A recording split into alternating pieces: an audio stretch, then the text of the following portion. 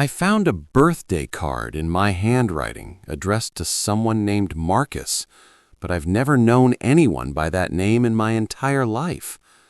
The card was sitting on my kitchen counter when I came home from work Tuesday evening, already sealed in an envelope, my signature visible through the translucent paper where I'd written, "Love always, Claire," in cursive I recognized as my own.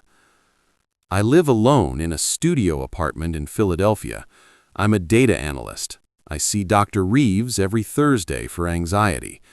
My life is small, predictable, and until that card appeared, I thought I knew every detail of it. I texted my sister asking if she knew anyone named Marcus. She replied immediately, "Is this a joke? You've been dating him for 8 months." I stared at that message for 20 minutes before responding that I was just testing her memory. She sent back a laughing emoji. I deleted the thread and sat in my dark apartment, holding a birthday card I didn't remember writing to a man I'd apparently been dating for most of a year. The next morning, I checked my phone's photo library. There were pictures I'd never seen before. Me at restaurants I didn't recognize, me hiking trails I'd never visited, me laughing with a tall man with kind eyes in front of a fountain downtown. The metadata showed I'd taken these photos. My fingerprint had unlocked my phone to capture them. I called in sick to work and went through my apartment systematically. In my closet, I found clothes I didn't remember buying. Dresses, heels, makeup, and shades I never wore. A drawer in my bathroom contained skincare products with half-used bottles, applied by hands I couldn't remember using. My credit card statements showed charges at places I'd never been. Dinners, museums, a weekend trip to New York last month that I have zero memory of experiencing. I made an emergency appointment with Dr. Reeves. "Claire, we've discussed this," she said gently when I explained everything.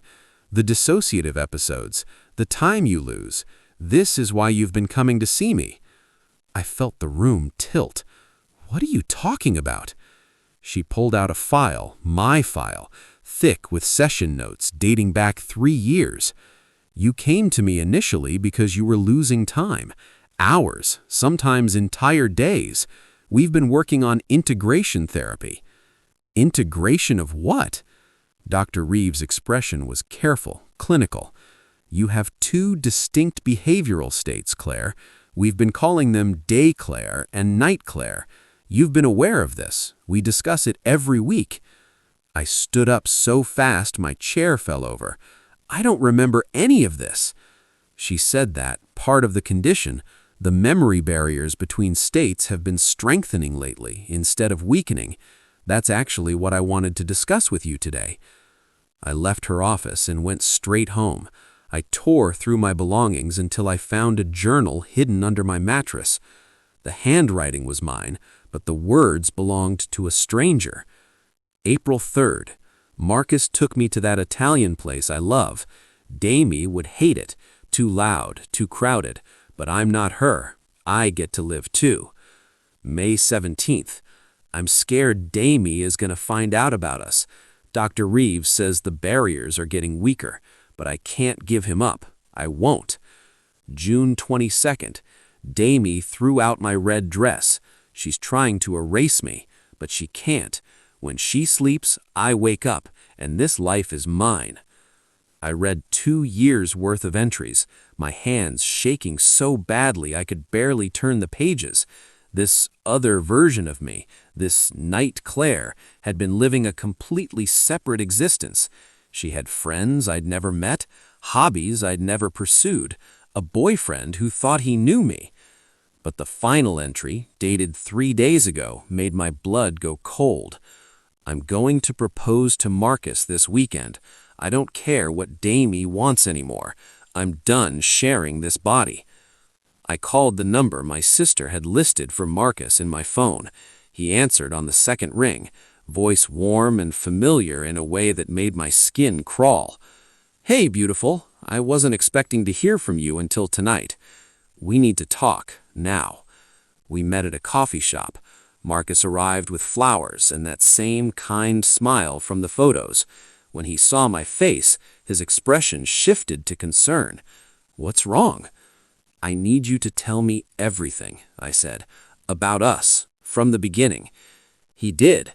8 months ago, I'd approached him at a bookstore. We'd talked for hours. I was funny, confident, spontaneous, nothing like the anxious woman I'd always believed I was. We'd fallen in love.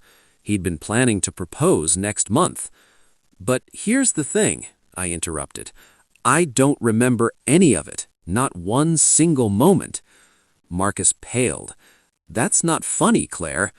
"I'm not joking. I have a condition, dissociative episodes.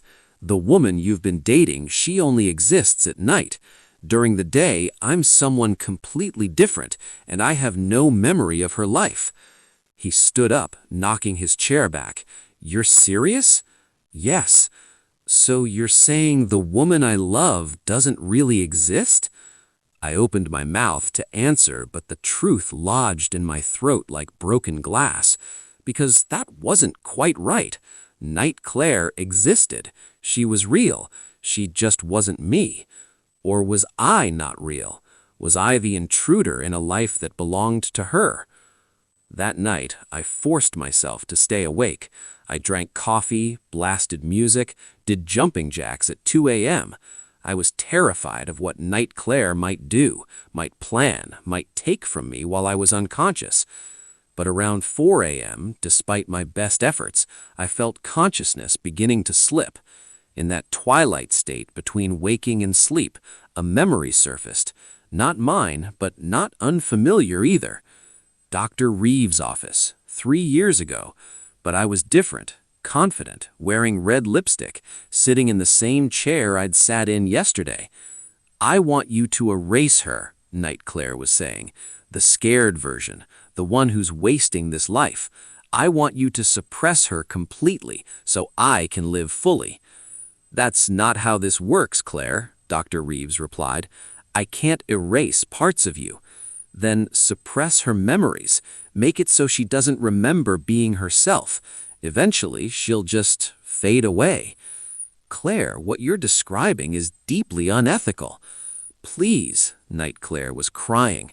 "I'm drowning in her anxiety, her fear, her small, safe, suffocating life. I just want to be free." The memory dissolved, but I understood now. Night Claire wasn't the intruder. I was.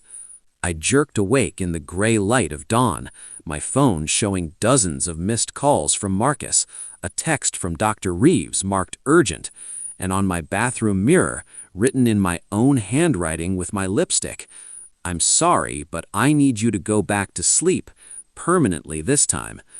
I looked down at my hands and realized they were shaking not from fear, but from something else, recognition. Because somewhere deep in my mind, I remembered writing that message. I remembered being her.